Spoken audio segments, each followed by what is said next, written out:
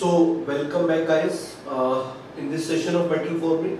और metal forming में hot और कोल्ड वर्किंग के बारे में हम कल पहले ही देख चुके हैं। और इससे पहले कि मैं आगे बढ़ूं मैं थोड़ा सा स्ट्रेस डायग्राम के बारे में भी आपको बताना चाहूँगा। हालांकि स्ट्रेंथ ऑफ मटेरियल में 2 से 2.5 घंटे में स्ट्रेस डायग्राम को बहुत डिटेल में देखा हुआ है, तो उतनी सारी बातें तो नहीं करूँगा जितनी आप मेटल फॉर्मिंग में चाहिए उतनी बातें जरूर करूँगा, ताकि जो लोग सॉल्व नहीं भी पढ़े उनको किसी तरह की कोई दिक्कत नहीं आए। So my dear, mild steel के लिए हमने स्ट्रेस डायग्राम बनाया था, आपके सामने रख रहा हूँ एक बार फिर मैं जिस तरीके से बनाया था और कैसे बनता है क्यों बनता है वो सारी डिस्कशन नहीं कर रहा हूँ क्योंकि वो सब हम ऑलरेडी सॉल्व में देख चुके हैं। तो आपको याद होगा जब ये डायग्राम मैंने आप बनाया था तो मैंने आपको बताया था कि यहाँ पर एक पॉइंट होता है जिसको हम प्रोपोर्शनल लिमिट बोलते हैं। और प्रोपोर्शनल लिमिट बेसिकली वो पॉइंट होता है जहाँ तक मटेरियल जो है हुक्स लॉ को फॉलो करता है। अब फिर मैंने आपको ये भी बताया था कि ऐसा नहीं है कि सभी मटेरियल हुक्स लॉ को फॉलो करते हैं। Grey cast iron does not follow Hooke's law. Grey cast iron is elastic but non linear elastic, Hooke's law को फॉलो नहीं करता वो। अब इसके बाद जो प्रोपोर्शनल लिमिट है, यहाँ तक stress is directly proportional to strain, ऐसा होता है हमने देखा था। तो ये मटेरियल हुक्स लॉ को फॉलो करते हैं, तो माइल्ड स्टील का डायग्राम है। इसके बाद फिर एक पॉइंट आता है जिसको हम इलास्टिक लिमिट बोलते हैं माइडियर। और इलास्टिक लिमिट की अगर हम बात करें, इलास्टिक लिमिट वो पॉइंट होता है जहां तक मटेरियल इलास्टिसिटी शो करता है। What is elasticity? की लोड हटाने पर मटेरियल अपने पुराने साइज और शेप को रीगेन कर ले। That property is known as elasticity. And my dear, after this elastic limit the next point comes is upper yield point, और इसके बाद जो आता है वो लोअर यील्ड पॉइंट आता है। और मैंने आपको बताया था सॉल्व में कि माइल्ड स्टील इस दुनिया का इकलौता मटेरियल है, mild steel is the only non material of this world which shows 2 yield points. मतलब अकेला ऐसा मटेरियल जो 2 यील्ड पॉइंट शो करता है। सो में मैंने इसका रीजन भी आपको बताया था कि ऐसा क्यों है कि mild steel 2 yield point show करता है। We have seen that in a great detail कि माइल्ड स्टील क्यों 2 यील्ड पॉइंट शो करता है। अदरवाइज दुनिया में ऐसे मटेरियल्स हैं जो एक यील्ड पॉइंट भी शो नहीं करते, एल्युमिनियम और मैग्नीशियम और उसके alloys. Yes, but my dear, mild steel shows 2 yield points. And ये जो 2 यील्ड पॉइंट, इसमें अपर यील्ड पॉइंट का कोई फिजिकल सिग्निफिकेंस नहीं। अपर यील्ड पॉइंट जो हमें मिलता है उसका कोई फिजिकल सिग्निफिकेंस नहीं है। मतलब अगर आपने सेटअप चेंज कर दिया, मशीन चेंज कर दी, कंपोनेंट चेंज किया, साइज शेप चेंज कर दिया, एनवायरमेंटल कंडीशन चेंज हो गई, उससे अपर यील्ड पॉइंट चेंज हो जाता है। इसका मतलब ये प्रॉपर्टी नहीं है। तो ये physical significance upper yield point का कुछ नहीं होता my dear. But at the same time lower yield point is the original yield point of the body. और माइल्ड स्टील क्यों 2 यील्ड पॉइंट शो करता है ये भी हमने सॉल्व में देखा, और मैं आपको ये मटेरियल साइंस में फिर से बताने वाला हूं। तो मटेरियल साइंस में इसका हम डिस्कशन करेंगे। सॉल्व में मैंने आपको ये भी बताया था कि लो कार्बन स्टील को माइल्ड स्टील क्यों बोलते हैं, और ये भी अगर आपने सॉल्व नहीं पढ़ा तो मैं मटेरियल साइंस में पढ़ाने वाला हूं कि why low carbon steel is said to be mild steel. और मैंने उसमें बताया था जब आप लोग आंसर कर रहे थे कि सर कार्बन कम होता है, कार्बन कम है इसके लिए वो लो कार्बन स्टील है। माइल्ड स्टील उसको इसलिए नहीं बोलते कि उसमें कार्बन लो है। ठीक है, तो इस बारे में जिक्र मैं ऑलरेडी कर भी चुका हूं सॉल्व में, और एक बार आप लोगों के लिए फिर से मटेरियल साइंस में कर दूंगा जिन लोगों ने सॉल्व नहीं पढ़ा हुआ है। तो माय डियर, अब अगर हम बात करें अपर और लोअर यील्ड पॉइंट के बाद, क्योंकि यहाँ तक का पोर्शन जो है, अगर हम बात करें अपनी इलास्टिक लिमिट, इस रीजन ऑफ स्ट्रेस डायग्राम को इलास्टिक रीजन बोलते हैं। और यहाँ तक मटेरियल में कोई परमानेंट डिफॉर्मेशन नहीं आता। मतलब ये वो पॉइंट है जहाँ तक आप अपनी गलती को सुधार सकते हो। गलती को सुधारना मतलब लोडिंग से अनलोडिंग करोगे तो वापस इसी रास्ते पहुंच जाओगे जहाँ से शुरू हुए थे, जहाँ घर से निकले थे उसी घर में वापस पहुंच जाएंगे। बट एक बार माय डियर आपने इलास्टिक पॉइंट को क्रॉस कर दिया तो उसके बाद आप वापस कभी पुराने पॉइंट पे नहीं आ सकते। एंड माय डियर, क्योंकि उसके बाद परमानेंट डिफॉर्मेशंस होने शुरू हो जाते हैं। इलास्टिक लिमिट तक माय डियर बॉन्ड नहीं टूटते। देखो, आपको मैंने पहले भी बताया था जो एटम्स होते हैं, एटम्स के अंदर कुछ अट्रैक्टिव फोर्सेस होते हैं और कुछ रिपल्सिव। अट्रैक्टिव फोर्सेस और रिपल्सिव फोर्सेस दोनों तरह के फोर्सेस होते हैं। अट्रैक्टिव होते हैं positive charge nucleus and negatively charge electrons के बीच में, और अपोजिट फोर्सेस होते हैं अट्रैक्टिव फोर्सेस होते हैं अपोजिट चार्ज के बीच में, और रिपल्सिव फोर्सेस होते हैं सेम चार्ज के बीच में। तो 2 न्यूक्लियस एक दूसरे को रिपेल कर रहे हैं, इलेक्ट्रॉन एक दूसरे को रिपेल कर रहे हैं, पर एक न्यूक्लियस दूसरे के इलेक्ट्रॉन को, दूसरे का न्यूक्लियस पहले के इलेक्ट्रॉन को अट्रैक्ट कर रहा है। So my dear, at the same time a large number of attractive as well as repulsive forces are there. So my dear, a large number of attractive and repulsive forces are present there.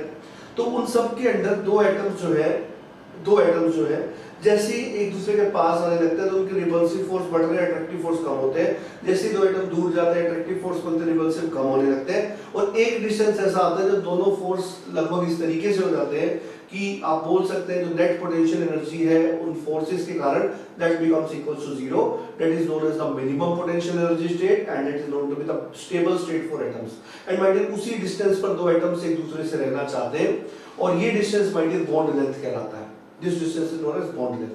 तो दो atom bond length पे रहना चाहते हैं, but हुआ क्या, जैसे आपने मटेरियल को इलोंगेट करना शुरू किया, फोर्सेस लगाए, एटम अपनी जगह से खिसके, और एटम जब अपनी जगह से खिसके तो उनके बीच का डिस्टेंस बॉन्ड लेंथ से ज्यादा हुआ, अट्रैक्टिव फोर्सेस बढ़ गए, तो अट्रैक्टिव फोर्स बढ़े तो एटम वापस खींचा जाएगा। तो यही बेसिकली इसी के कारण कोऑर्डिनेशन नंबर, इलास्टिसिटी, ये सब मैंने आपको कलेक्ट करके भी दिखाए थे। डोंट वरी, मटेरियल साइंस में सारी चीजें मैं रिपीट करने वाला हूं जो उस समय मैंने आपको सोम में बताई थी। पर ये हो रहा है इलास्टिक लिमिट तक, बट इलास्टिक लिमिट तक बॉन्ड नहीं टूट रहे, और क्योंकि बॉन्ड नहीं टूट रहे तो केमिस्ट्री का सीधा सा प्रिंसिपल, जब दो बॉन्ड, दो एटम्स या कुछ भी जब जुड़ता है तो बाइंडिंग एनर्जी मिलती है, और जब तोड़ रहा है तो एनर्जी देनी पड़ती है। मतलब बॉन्ड को तोड़ रहे हैं तो एनर्जी आप दोगे, बॉन्ड बनाओगे तो एनर्जी रिलीज होगी, आपको मिलेगी एनर्जी। सो माय डियर यहाँ पर ऑब्वियस सी बात है, बॉन्ड अभी टूट नहीं रहे तो एनर्जी खर्च हो ही नहीं रही, इसलिए अब जो भी लोड लगाते हैं उसके कारण होने वाला वर्क डन बॉडी के अंदर ही स्ट्रेन एनर्जी की फॉर्म में स्टोर होता चला जाता है। बट माय डियर जैसे इलास्टिक लिमिट क्रॉस हुई, बॉन्ड टूटने शुरू तो माय डियर एनर्जी का खर्च होना शुरू, इसीलिए आप पुरानी क्वेश्चन पे कभी जा ही नहीं सकते।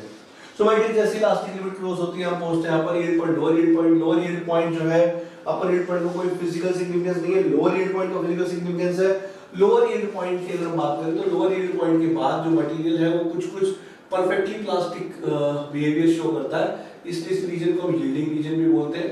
अगर हम परफेक्टली प्लास्टिक रीजन बोल रहे हैं तो परफेक्टली प्लास्टिक रीजन का मतलब है कि स्ट्रेन जो है वो बढ़ती चली जाएगी कांस्टेंट वैल्यू ऑफ स्ट्रेस के ऊपर, इसी को बोलते हैं my dear perfectly plastic region और यील्डिंग रीजन। अब माय डियर इसके बाद हमारी असली कहानी शुरू होती है। इसके बाद जो रीजन आता है, इसके बाद क्या होता है, मटेरियल का रेजिस्टेंस बढ़ने लगता है। अब ये रेजिस्टेंस क्यों बढ़ता है, ये भी मैंने आपको स्ट्रेंथ ऑफ मटेरियल में with the concept of slip बताया था, with the concept of dislocation बताया था कि एक ग्रुप ऑफ एटम जब अपनी जगह से डिसलोकेट हो जाता है तो उसको डिसलोकेशन बोलते हैं, और मूवमेंट ऑफ डिसलोकेशन को स्लिप बोलते हैं। अब जब ये डिसलोकेशंस मूव करने लगती हैं तो ये एक दूसरे के रास्ते में आने लगती हैं। जब ये एक दूसरे के रास्ते में आती है तो रेजिस्टेंस बढ़ता है। अब जिन लोगों ने सॉन्ग पढ़ रखे हो नहीं याद आ रहा होगा, ये सब मैंने बताया था। जिन्होंने नहीं पढ़ रखे डोंट वरी, मटेरियल साइंस में मैं रिपीट कर दूंगा आप लोगों के लिए, ठीक है। और सोम के भी लेक्चर अपलोड अभी हो जाएंगे कुछ दिनों के बाद एक बार, अभी कुछ थोड़ा सा बिजी शेड्यूल की वजह से मैं एक लेक्चर डाल पा रहा हूँ, उसके बाद we will increase after lockdown, okay, don't worry about that.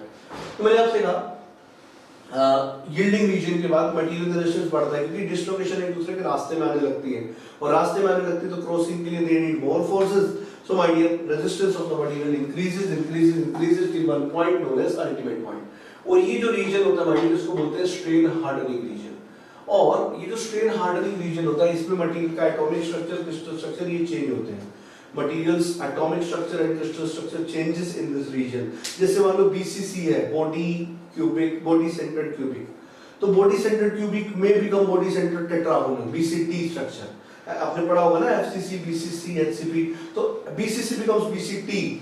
आपने पढ़ा होगा 7 क्रिस्टल सिस्टम होते हैं, 14 ब्रेविस ग्रेटिस होते हैं, तो एक बीसीसी होता है, एक एफसीसी होता है, तो ऐसी तरह बीसीसी जो है दैट बिकम्स बीसीटी। तो जो क्यूबिक था वो टेट्रागोनल हो गया। तो इस तरह की चीजें होती हैं इस रीजन के अंदर, एटॉमिक और क्रिस्टल स्ट्रक्चर चेंज होते रहते हैं, और इसी कारण मटेरियल का स्ट्रेंथ भी बढ़ता चला जाता है। और अगर हम यहाँ पर बात करें मटेरियल का स्ट्रेंथ बढ़ रहा है, तो ये जो रीजन है, अगर हम बात करें यील्ड से लेकर अल्टीमेट तक, क्योंकि अल्टीमेट के बाद फ्रैक्चर शुरू हो जाता है, मटेरियल में क्रैक आने लगते हैं, और क्रैक प्रोपेगेट होकर मटेरियल को 2 पार्ट्स में फ्रैक्चर कर देते हैं। तो माय डियर ये जो यील्ड से लेकर अल्टीमेट तक का रीजन है, इसको प्लास्टिक डिफॉर्मेशन जोन बोलते हैं, क्योंकि इसके बाद फेलियर हो गया तो उसके बाद की बात करते ही नहीं है। This region is known as plastic deformation zone. और मेटल फॉर्मिंग के अंदर हमारा सारा काम इसी जोन के अंदर होता है। इन मेटल फॉर्मिंग जो हमारा काम होता है वो सारा का सारा पीडीजेड में होता है। What is PDZ? That is plastic deformation zone.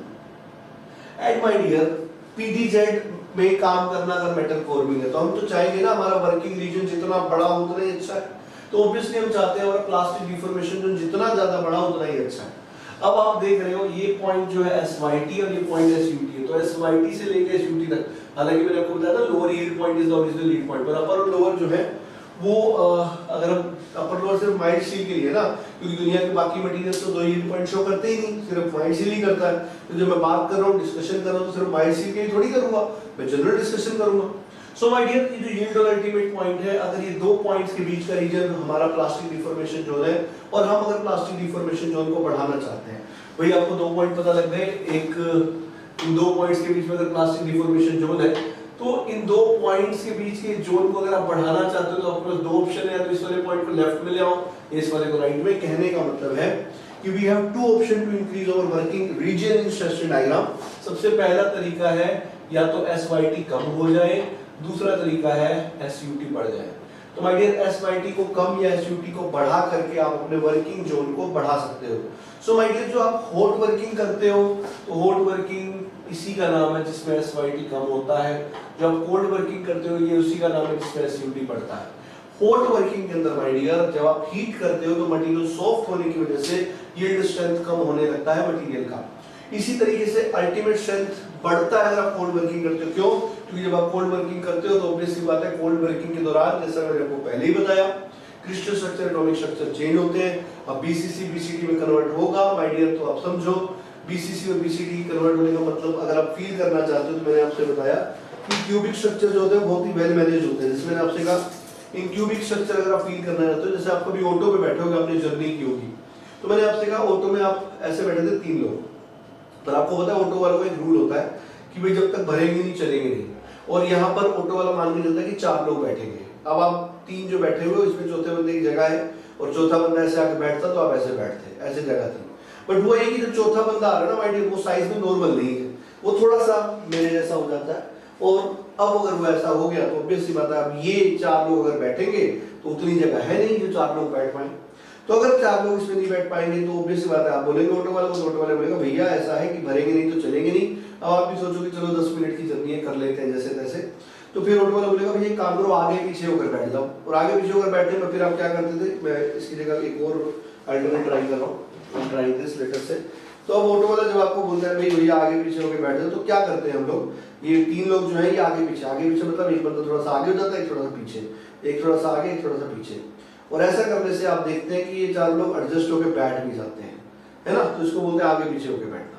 पर जब ऐसे हुए तो आपको नहीं लग रहा, जो एक पहले इन चारों के बीच में सिमेट्री बनी हुई थी, ये चारों ऐसे बैठे हुए थे और बिल्कुल एक साथ में, अब ये चारों में से 3 जब ऐसे आगे पीछे हो गए, तो ऑब्वियस सी बात है आप देख पा रहे हो रेंडमनेस कहीं ना कहीं इंक्रीज हुई है।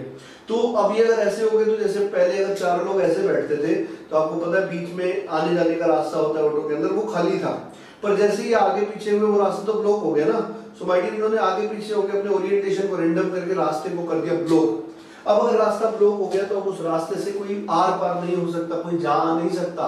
और अगर अब उस रास्ते से कोई आ जा नहीं सकता माय डियर, तो कहीं ना कहीं जो डिसलोकेशन या एटम्स मूव कर रहे थे, उस मूवमेंट को आपने अरेस्ट कर दिया। एंड माय डियर, इसीलिए कहा जाता है इस रीजन में मटेरियल की स्ट्रेंथ बढ़ जाती है। अब अगर इस रीजन में मटेरियल की स्ट्रेंथ बढ़ रही है, मतलब प्रॉपर्टीज इंप्रूव हो रही है, तो जब आप किसी भी मटेरियल पे फोर्सेस लगा रहे हो, तो पहले मटेरियल होमोजेनियस और आइसोट्रोपिक था, मतलब थ्रू आउट हर डायरेक्शन में एक जैसी प्रॉपर्टीज। अब आपने किसी मटेरियल को एक डायरेक्शन में खींच दिया, तो उस डायरेक्शन में स्ट्रेन हार्डनिंग के कारण उसके अंदर स्ट्रेंथ बढ़ गई, तो माय डियर प्रॉपर्टीज चेंज हो गई किसी एक डायरेक्शन में। और अगर किसी एक डायरेक्शन में प्रॉपर्टीज चेंज हो गई, तो आपको नहीं लगता मटेरियल आइसोट्रोपिक से एनाइसोट्रोपिक बन गया, क्योंकि आइसोट्रोपिक मतलब इलास्टिक प्रॉपर्टी हर डायरेक्शन में सेम, एनाइसोट्रोपिक मतलब प्रॉपर्टीज हर डायरेक्शन में अलग अलग। तो जब आपने ऐसा किया तो आपने खुद मटेरियल को आइसोट्रोपिक से एनाइसोट्रोपिक कर दिया। इसलिए माय डियर, कभी-कभी मेटल फॉर्मिंग प्रोसेसेस को ये इल्जाम भी दिया जाता है कि आइसोट्रोपिक मटेरियल्स को एनाइसोट्रोपिक में कन्वर्ट कर देते हैं। एंड माय डियर, सिर्फ इतना ही नहीं है, मेटल फॉर्मिंग के लिए अगर हम बात करते हैं, तो ये चीज हम फोर्जिंग के लिए ज्यादा बोलते हैं। फोर्जिंग में तो इंटेंशनली ऐसा करते हैं, जैसे कनेक्टिंग रोड में हमें लेंथ वाइज ज्यादा अच्छी प्रॉपर्टी चाहिए होती है, तो कनेक्टिंग रोड फोर्जिंग से बनाते हैं, इसलिए ताकि हम इस तरह की प्रॉपर्टीज को ला सके। डायरेक्शनल प्रॉपर्टी किसी मटेरियल में प्रोवाइड करना, इस चीज के लिए माय डियर फोर्जिंग मशहूर है। और मेटल फॉर्मिंग के लिए इन जनरल आप बोल सकते हो कि आइसोट्रोपिक को एनाइसोट्रोपिक बनाने का काम करता है।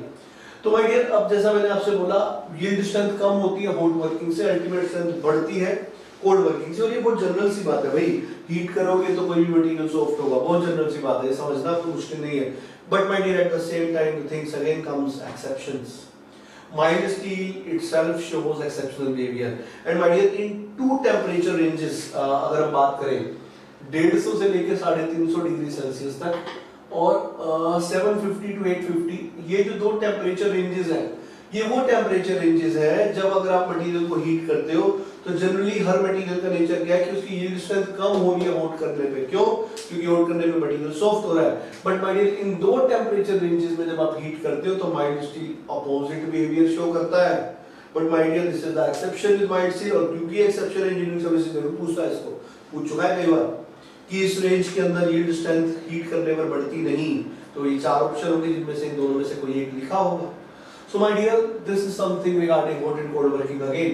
तो hot working करने से SYT कम होता है और cold working करने से SUT बढ़ता है। मतलब चाहे आप hot working करो या cold working, टारगेट एक ही है, प्लास्टिक डिफॉर्मेशन जोन को बढ़ाना। कोई बोलेगा सर दोनों करें, दोनों कैसे कर सकते हो? माय डियर, वर्किंग टेम्परेचर या तो रिक्रिस्टलाइजेशन टेम्परेचर से ज्यादा होगा या क्रिस्टलाइजेशन टेम्परेचर से कम। तो ऑब्वियसली या तो वर्किंग हॉट होगी या तो कोल्ड। अब मैंने आपको कुछ प्रोसेसेस बताए थे, रोलिंग, फॉर्जिंग, एक्सट्रूजन और वायर ड्रॉइंग। तो माय डियर, रोलिंग, फॉर्जिंग और एक्सट्रूजन अगर कुछ नहीं बोला जाए तो ये हॉट होते हैं। वायर ड्रॉइंग कुछ नहीं बोला जाए तो कोल्ड होता है। मैं फिर बोल रहा हूँ, कुछ नहीं बोला जाए तो बोला जाए तो माय डियर, रोलिंग भी कोल्ड हो सकती है, फॉर्जिंग भी कोल्ड हो सकती है, वायर ड्रॉइंग भी हॉट हो सकती है। कुछ नहीं बोला जाए, आपको सोचना हो rolling, forging, extrusion are always processed hot and wire drawing is always processed cold. तो hot and cold working basically bulk metal forming operations के लिए डिफाइन किया जाता है। ठीक है, तो ये क्योंकि बल्क में डिफॉर्मेशन करना है इसलिए ऐसा है। तो माय डियर, उम्मीद करता हूं ये चीज आपको समझ में आ गई होगी। ठीक है, तो ये सारी बातें थी कुछ हॉट एंड कोल्ड वर्किंग के रिगार्डिंग। अब स्ट्रेस डायग्राम में मैंने आपको उतनी बातें बताई हैं जितनी मुझे चाहिए, थोड़ा सा और आगे जाऊंगा। ये भी चाहिए ही है मेटल फॉर्मिंग में, इसलिए बता रहा हूँ क्योंकि 2.5 घंटे का सोम वाला पार्ट हम रिपीट नहीं कर रहे, वो हम सोम में ही देखेंगे या मटेरियल साइंस में देखेंगे। मैंने आपसे कहा कि इसके अंदर एक और चीज लोडिंग और लोडिंग मैंने आपको पढ़ाई थी, क्योंकि जैसे अगर हमने इस डायग्राम को ऐसे बनाया, ये ऐसा डायग्राम है, आपको पता है कि हम जो यहाँ पर काम कर रहे हैं मेटल फॉर्मिंग में, that work is in between this plastic region, इसमें चल रहा है काम। अब इस रीजन के अंदर माय डियर, क्योंकि प्लास्टिक रीजन है, तो जैसे मान लो यहाँ तक लोडिंग करने के बाद आपको लगा कि नहीं सर अब लोड हटा देना चाहिए, तो माय डियर आपने यहाँ तक लोडिंग दी, इसका मतलब है आपने यहाँ तक का डिफॉर्मेशन कर दिया मटेरियल में। You have perform this much deformation in the material. तो माय डियर, अब आपको क्या लग सकता है कि अच्छा इतना डिफॉर्मेशन मटेरियल के अंदर आ जाएगा, ऐसा आपको फील हो सकता है। और कुछ लोगों के माइंड में ये भी आता है कि सर आपने तो कहा था कि इतना रीजन तो इलास्टिक है ना, तो टोटल जो रीजन है उसका इतना पार्ट इलास्टिक और इतना पार्ट प्लास्टिक है। तो रियलिटी ये है माय डियर, जब हम यहाँ तक आके अनलोड करते हैं तो ना तो हम इस कर्व के लोग वापस जा पाते, क्योंकि मटेरियल अब इलास्टिसिटी से आगे निकल चुका है, परमानेंट डिफॉर्मेशन शुरू हो चुके हैं, बॉन्ड टूट चुके हैं। बॉन्ड टूटने के कारण मटेरियल को जितना लोड, जैसे मैंने मटेरियल के ऊपर 100 जूल का वर्क डन किया, अगर इलास्टिक लिमिट तक है तो 100 का 100 जूल उसके पास है, उस 100 जूल को फिर से खर्च करके वापस पुरानी जगह पे आ सकता है। This is elasticity. But my dear, अगर तुमने वर्क डन प्लास्टिक लिमिट में किया तो बॉन्ड टूटे, और बॉन्ड टूटने में हो सकता है 100 जूल में से 30 जूल खर्च हो गया, बचा 70 जूल। अब माय डियर, 100 जूल खर्च करके अगर तुम कहीं आए हो तो 70 जूल खर्च करके वापस पुरानी वाली जगह तो नहीं पहुंच पाओगे, उससे कुछ आगे पीछे ही पहुंचोगे। तो ना तो आप वहीं रुक पाओगे, ना तो वहां पहुंच पाओगे जहां से आए थे। You will remain somewhere in between. And my dear, ऐसा देखा गया है कि असली में जो मटेरियल है वो बेसिकली क्या फॉलो करता है, ना तो वो यहाँ रुकता है क्योंकि सारा डिफॉर्मेशन प्लास्टिक नहीं है, ना ही वो वापस यहाँ पहुंचता है क्योंकि सारा डिफॉर्मेशन इलास्टिक नहीं है, बल्कि वो आपकी इस वाली स्टार्टिंग कर्व को फॉलो करते हुए इसके पैरेलल लाइन में वापस आ जाता है। और जब वो इसके पैरेलल लाइन में वापस आता है तो वापस आने का मतलब है जब आप गए थे तो इतना पोर्शन इलास्टिक था, इतना पोर्शन प्लास्टिक, वापसी आते समय इतना रीजन अब वापस आए तो इसका मतलब ये इलास्टिक, और जो परमानेंट मटेरियल में रह गया वो ये प्लास्टिक। सो माय डियर, ये जो इलास्टिक रीजन है इसको कहा जाता है elastic recovery, and my dear this is known as elastic recovery. और जब ये स्पेशल इलास्टिक रिकवरी बेंडिंग के केस में हो रही होती है तो इसको स्प्रिंग बैक इफेक्ट भी बोलते हैं। और अगर आप इस इलास्टिक रिकवरी को फील करना चाहते हैं तो एक छोटा सा एग्जांपल मैं आपके सामने भी रखूंगा। जैसे मैंने आपसे कहा लेटेस्ट से मेरे पास ये एक नोट्स है, मैंने क्या किया इसके अंदर लेटेस्ट से I am considering some paper, ये मेरे पास एक पेज है और मैंने क्या किया आपके सामने इस पेज को ऐसे लिया और मैंने इसे बेंड कर दिया। जब मैं बेंड कर रहा था तो ऑब्वियसली मतलब बेंड करते समय इसका जब मैं लोडिंग लगा रहा हूँ कुछ पार्ट इलास्टिक है, कुछ प्लास्टिक, कुछ इलास्टिक है, कुछ प्लास्टिक, और ऐसा करके मैंने इसको छोड़ दिया। अब आप देख रहे हैं जब मैं इसको छोड़ूंगा तो क्या होगा, देखो ये ना तो जहां मैंने छोड़ा था वहां रुका, ना ये पूरा वापस आया, ये इन बिटवीन आया। क्यों? क्योंकि कुछ पार्ट इलास्टिक था, कुछ प्लास्टिक। जो इलास्टिक था वो रिकवर हो गया, प्लास्टिक मटेरियल के अंदर रह गया। सो माय डियर इसी को बोलते हैं इलास्टिक रिकवरी या फिर spring back effect. Spring back effect इसको बेंडिंग में बोलते हैं, हमेशा नहीं बोलते, ये बात सच है।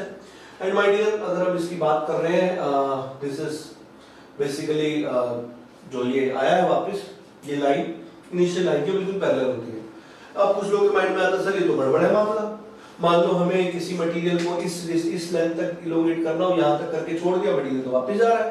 बिल्कुल सही बात है, ऐसा होगा। तो क्या कोई तरीका नहीं है इसको मैं रोक पाऊं? माय डियर एक तरीका है, अगर आप किसी भी लोड पे थोड़ी देर के लिए रुक जाते हो, यहाँ पे आके आपने अनलोड करने के बजाय होल्ड कर दिया उस लोड पे थोड़ी देर के लिए, तो इलास्टिक रिकवरी को आप कम कर सकते हो।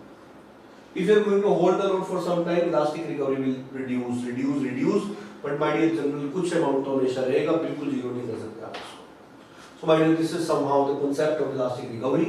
ऐसा देखा जाता है जनरली टेंशन में इलास्टिक रिकवरी मिलती है, कंप्रेशन में नहीं, क्योंकि कंप्रेशन में ऐसा कहा जाता है कि जब हम कंप्रेशन करते हैं तो कंप्रेशन के अंदर इन जनरल मटेरियल की एक अलग सी स्ट्रेस एक्सप्लेन होती है जिसको बोलते हैं फ्लो स्ट्रेस, और इस फ्लो स्ट्रेस के बाद मटेरियल कॉन्टिन्यूसली डिफॉर्म जरूर करता है पर एक कांस्टेंट स्ट्रेस पे डिफॉर्म करता है। तो इस तरह की स्ट्रेन हार्डनिंग और ये सारी चीजें कंप्रेशन में ऐसा कहा जाता है कि देखने को नहीं मिलती इन जनरल मटेरियल्स अगर हम बात कर रहे हैं तो वहां पर फ्लो स्ट्रेस डिफाइंड है, फ्लो स्ट्रेस इज डिफाइंड है। Okay, so my dear this is some things regarding stress diagram, जो थोड़ा सा नॉलेज आपको चाहिए था इसके रिगार्डिंग। और इसके अलावा मैं आपको एक बात और बता दूं कि जैसे कंप्रेशन के अंदर जनरली जब देखा जाता है तो इस तरह के यील्ड पॉइंट्स वाले केसेस जो अपर लोअर ये सब नहीं मिलते, टेंशन में ये सब मिलते हैं, ठीक है। तो ये सारी चीजें स्ट्रेस डायग्राम के रिगार्डिंग थी जो मुझे आपको बतानी थी, और इनका जहां जहां भी यूज होगा वहां पे हम इसकी बात करते रहेंगे, ठीक है। तो ये सारा डिस्कशन हमने किया। तो हॉट वर्किंग हम करते हैं यील्ड स्ट्रेंथ को कम करने के लिए, और कोल्ड वर्किंग हम करते हैं अल्टीमेट स्ट्रेंथ को बढ़ाने के लिए। So my dear this is somewhere somehow the basic concepts, और अब हम एक एक करके सारे प्रोसेसेस को पढ़ना शुरू करेंगे, रोलिंग, फोर्जिंग, एक्सट्रूजन, हार्डनिंग। तो जैसे मैंने आपसे कहा, एक बार मैं नोट कर देता हूं, रोलिंग, फोर्जिंग, एक्सट्रूजन, अगर कुछ नहीं कहा जाए तो ये हॉट होते हैं। वायर ड्रॉइंग कोल्ड होता है। तो उम्मीद करता हूं आपको ये चीजें समझ में आ रही होंगी। और एक बार फिर से आप चाहें तो मैं इसके बारे में बात कर सकता हूँ कुछ।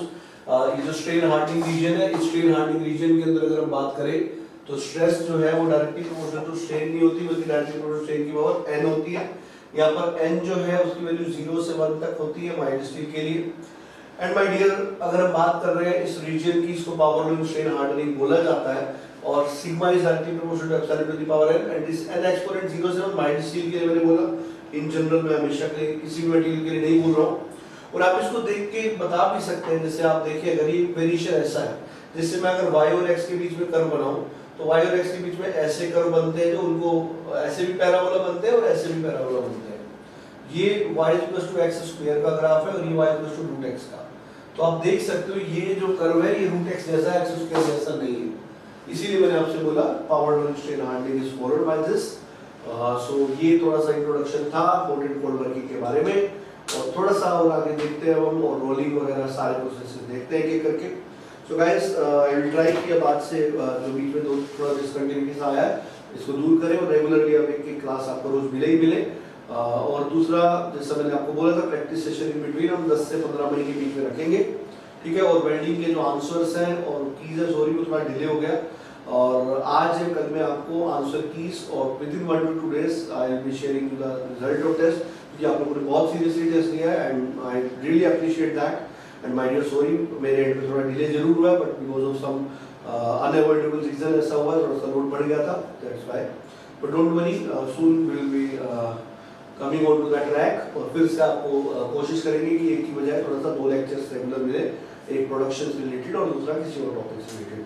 Will try for that, okay. तो बहुत जल्दी आप लोगों के टेस्ट को भी ऑटोमेटेड करने का मैं सोच रहा हूँ कुछ ऐप्स के थ्रू, सो दैट आपको ये भेजनी नहीं पड़े आंसर की, और साथ साथ आपको रिजल्ट मिल जाए, ठीक है।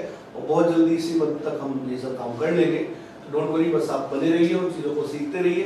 कोई डाउट हो तो प्लीज़ पूछते रहिए, ठीक है। चलिए देखते हैं आगे।